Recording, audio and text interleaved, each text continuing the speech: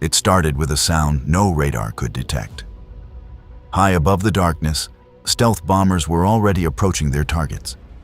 No warnings, no alarms. Then, suddenly, the ground beneath Iran's most secret facilities began to shake. Massive 13-ton bunker-buster bombs tore through layers of earth, concrete, and steel, detonating deep underground. Within minutes, some of the most heavily fortified military laboratories in Iran were gone. But this was only the beginning. Over the next 48 hours, waves of strikes would hit command centers, missile bases, and underground bunkers across the country. And what began as a regional confrontation quickly expanded into something much bigger. Because now, the world was watching a war that threatened to pull half the globe into the fight.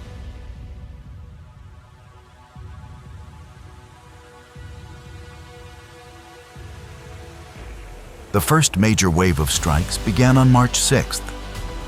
What followed shocked military analysts around the world.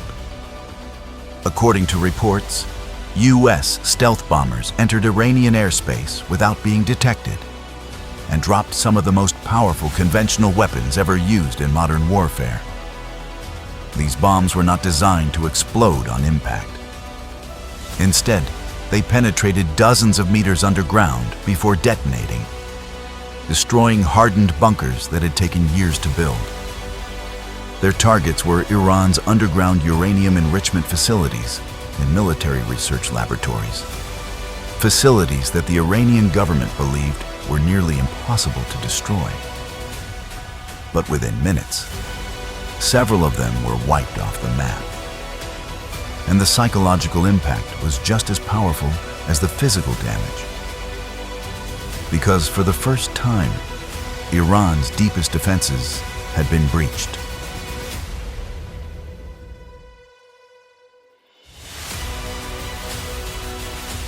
At the same time, the conflict began spreading across the region. After Iranian missile and drone strikes were launched toward several Gulf nations, new countries began preparing for military action.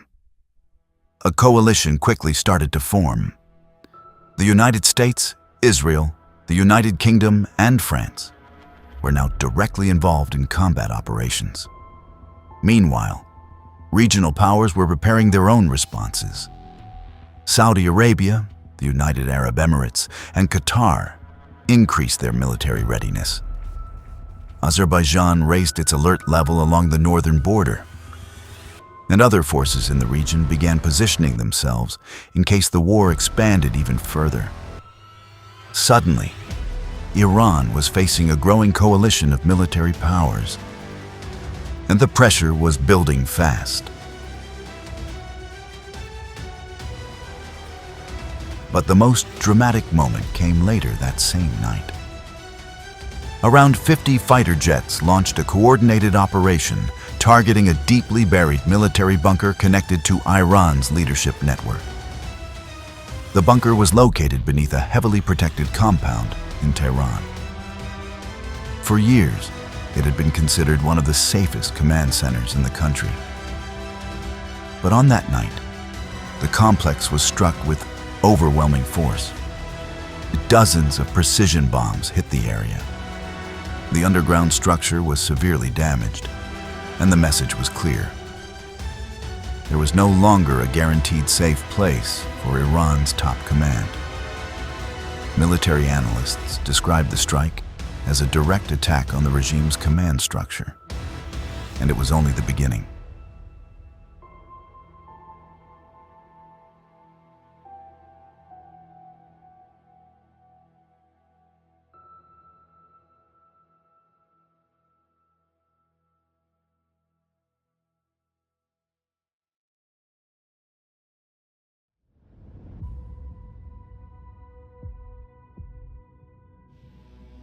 Two days later, on the night of March 8th, the conflict reached a new level. Throughout the night, more than 80 aircraft conducted operations across Tehran and central Iran. In just a few hours, over 200 bombs were dropped on strategic targets.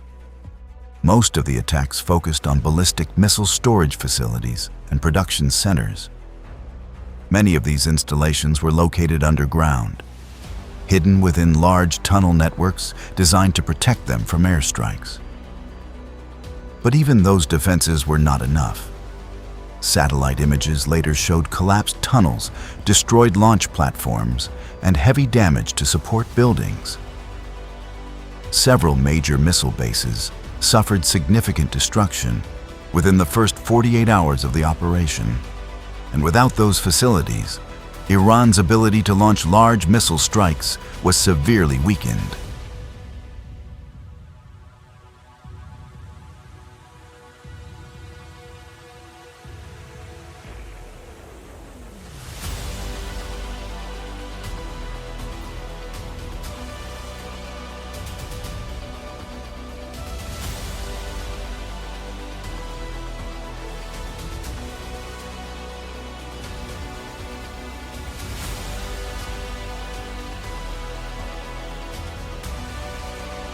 Across the country, key military sites were hit. Missile bases near Isfahan, Lorestan, and East Azerbaijan showed signs of major structural damage. Launch pads were destroyed. Tunnel entrances were buried under debris. In some areas, fuel leaks triggered massive fires that spread across launch platforms and storage areas. Satellite imagery also revealed damage to drone facilities and aircraft shelters at several military air bases. The goal of the strikes was clear, not just to destroy weapons, but to cripple Iran's ability to produce and launch them in the future.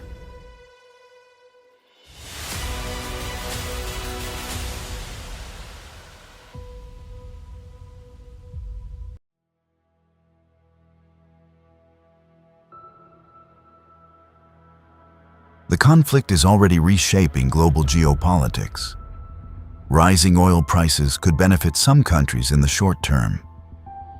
Others are watching carefully, trying to avoid being pulled into the war.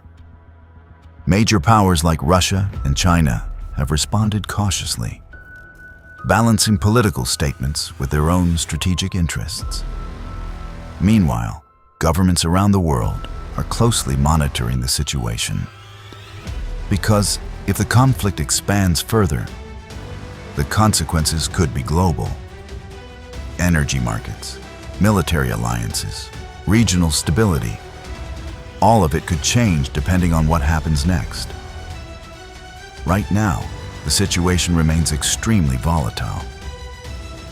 In just a few days, some of Iran's most important military facilities have been heavily damaged. Missile bases, underground tunnels, and command centers have all been targeted. But the bigger question is what happens next. Will the conflict escalate even further? Or will international pressure push both sides toward negotiation? The coming days could determine the future of the entire region, and the world is watching closely. What do you think will happen next? Will this conflict spread even further across the region? Or could diplomacy still prevent a larger war? Let me know your thoughts in the comments. And if you want more in-depth breakdowns of global conflicts and military operations, make sure to subscribe and turn on notifications so you don't miss the next analysis.